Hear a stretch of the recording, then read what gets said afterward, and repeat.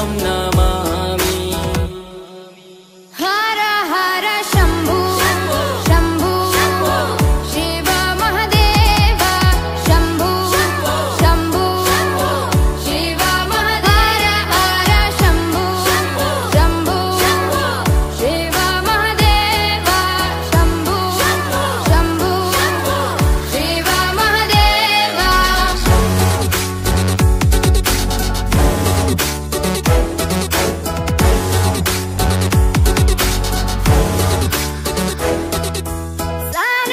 सानन्दमानन्द धवने वसन्तम् आनन्दकन्दम् हृतपापवृन्दम्।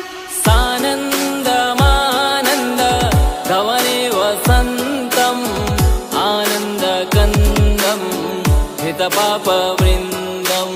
वाराणसीनाथ मम नाथनाथं श्रीविश्वनाथं शरणं प्रपद्ये।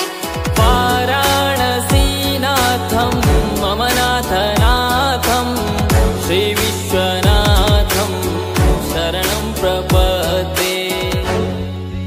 हर हर शम्भु शम्भु शिव महादेव शम्भु शम्भु शिव महादेव। हर शम्भु शम्भु शिव महादेव शम्भु शम्भु शिव महादेव।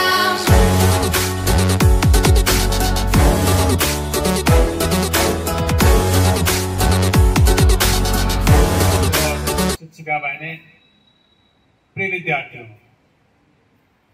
आज नाग पंचमी के बारे में मिस ने और विद्यार्थियों ने आपको जानकारी दिया। मैं आपको नाग पंचमी के अवसर पर एक पौराणिक कथा का उल्लेख करना चाहता हूं। सबसे पहले जानिए कि नाग पंचमी श्रावण मास के शुक्ल पक्ष की पंचमी को मनाया जाता है। नाग पंचमी मनाने का उद्देश्य है ज्ञान और शक्ति की वृद्धि करना।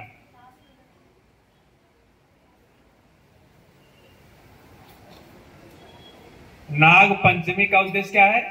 शक्ति और ज्ञान। हमको भगवान के द्वारा, नागों के द्वारा शक्ति मिले और ज्ञान मिले।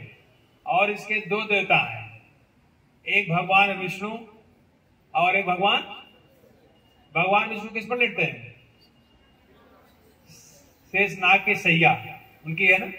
और भगवान शिव के गले में किसकी माला है? जब द्वापर युग में भगवान कृष्ण खेल रहे थे तो उनकी गेंद कहां गई थी? यमुना नदी में गए थे। और वहां नदी में कौन रहता था? कालिया, है ना। और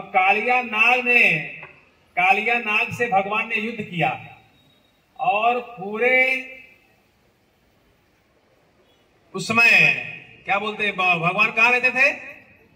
नंदगांव में जहां रहते थे उसके पूरे राज्य की सुरक्षा के लिए उसने वचन दिया। किसने?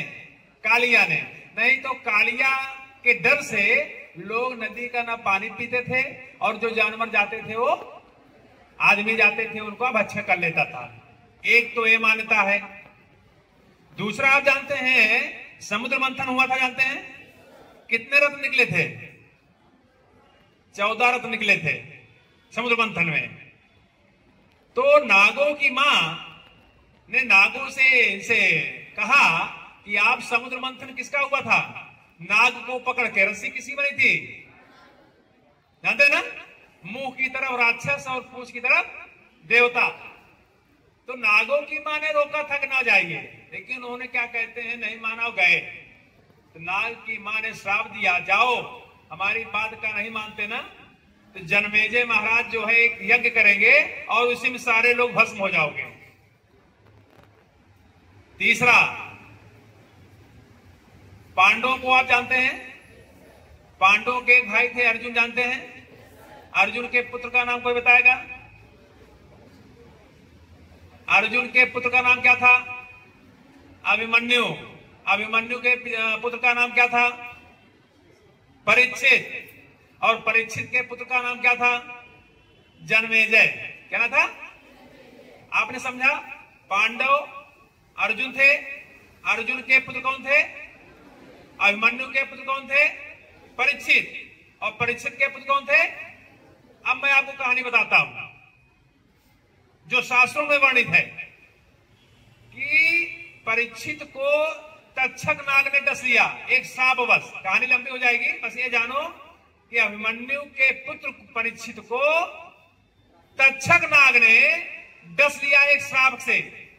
और राजा थे बहुत बड़े, और क्या कहते हैं, ओ बहुत धर्मात्मा थे।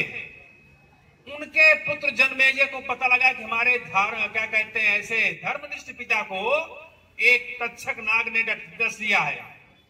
उन्होंने प्रण लिया कि मैं जो है क्या कहते हैं कुछ दिनों में ही पूरे नाग कुल को ही नष्ट कर दूंगा। उन्होंने ऐसा यज्ञ करना प्रारंभ किया। लोग आए, उनसे बोले कि अरे नाग समाप्त हो जाएगा, पृथ्वी और जीवन कैसे रहेगा? तो उन्होंने एक शर्त रखी कि अगर कोई ब्राह्मण आ जाएगा हमारे यज्ञ में और हमसे विनती करेगा तो मैं यज्ञ को बंद कर दूंगा। चारों तरफ उन्होंने सेना और गुप्तचर लगा दिया, कोई ब्राह्मण अंदर न प्रवेश करने पाए। और यज्ञ करने लगे, और उस यज्ञ में जितने पृथ्वी के नाग थे वो आकर के भस्म होने लगे। पंडित ने कहा कि सारे नाग भस्म हो चुके हैं। कहा तक्षक? कहा लेकिन तक्षक जो है भगवान शिव के या विष्णु के क्या कहते हैं सिंहासन पर लपेट कर बैठा हुआ है, वो नहीं आ रहा है। तो बोले ऐसा मंत्र मारो उनका सिंहासन सहित आ जाए। सोचो ऐसे मंत्र ताकत थी। सब घबरा गए। एक ब्राह्मण पुत्र थे आस्तिक ऋषि। कौन थे? आस्तिक। वो जो यज्ञ में फूल वगैरह जैसे देखो चढ़ाया जाता है ना, इसी में भौरे के रूप में वो आए।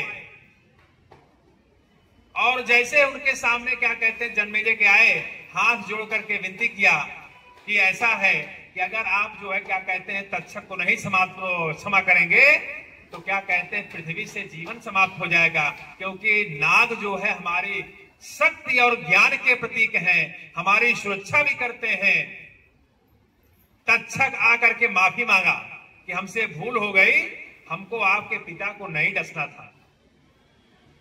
जन्मेजय महाराज ने शर्त रखी उसी दिन से, अगर मेरा कोई नाम ले लेगा उसको आप दिखाई मत पड़ना। किसका नाम? जन्मेजय का नाम अगर कोई ले ले तो आप दिखाई मत पड़ना। दिखाई पड़ गए तो काटना मत। अगर काट लिए तो उसके ऊपर विष चढ़ जाए, विष अगर चढ़ जाए तो कभी मरे ना। ये पुराणों में कथा है कि अगर कोई जन्मेजय, अगर आप कहीं जंगल में कहीं ऐसी जगह जा रहे हैं, उनका नाम ले लीजिए, आप विश्वास कीजिए कि सर्प आपको मिलेगा नहीं और दिखाई नहीं पड़ेगा। ऐसी मान्यता है। इसीलिए हम श्रावण मास के शुक्ल पक्ष की पंचमी को अपनी सुरक्षा, शक्ति और ज्ञान के लिए हम नाग पंचमी बनाते हैं।